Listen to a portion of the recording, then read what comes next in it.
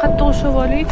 Adasi tushib ketadi bola. Xullas, ertalabdan turib er-xotin bozorga borib qishki issiq kiyimlarni oldik. Uydagilarni, Oyjonni, onamlarni, bolalarni olib Zominga qarab yo'l oldik. Yo'lda o'sha mashhur Jizzax somsalaridan ham yeb oldik. Jizzaxdan keyin Zomingacha juda ham tog'li ko'p ekan. O'zi ham 1 soat tog'larning orasida yurdik. Juda ham chiroyli joylar, bularni sizlarga ta'riflab bera olmayman. Zomin resursdagi mehmonxonaga joylashdik. Mehmonxona juda ham chiroyli, akkuratni, ishchilari ham juda ham xushmuomala. Ayniqsa ovqatlari juda ham mazali, 3 mahal shvedskiy stolda ovqat berishar ekan. Onajonlarimizga juda ham yoqdi. Zomin tog'lariga borsanglar, xuddi boshqa olamga, Shvetsariyaga tushib qolganga o'xshaysizlar. Shunaqa chiroyli manzaralar, maza qilib qor yog'yapti. Qor yoqqan bilan kun sovuq emas, kun issiq. Bolalar bilan bemalol qorda o'ynaydi. Toza havoda shunaqa maza qilib dam oldik. Bu kunlarni sizlarga tasvirlab bera olmayman. Zomin tog'idagi o'sha mashhur ko'prikka bordik, lekin men o'ta olmadim. Erim boshdan oxirigacha borib keldilar. Yana kim shu ko'prikdan o'ta olgan?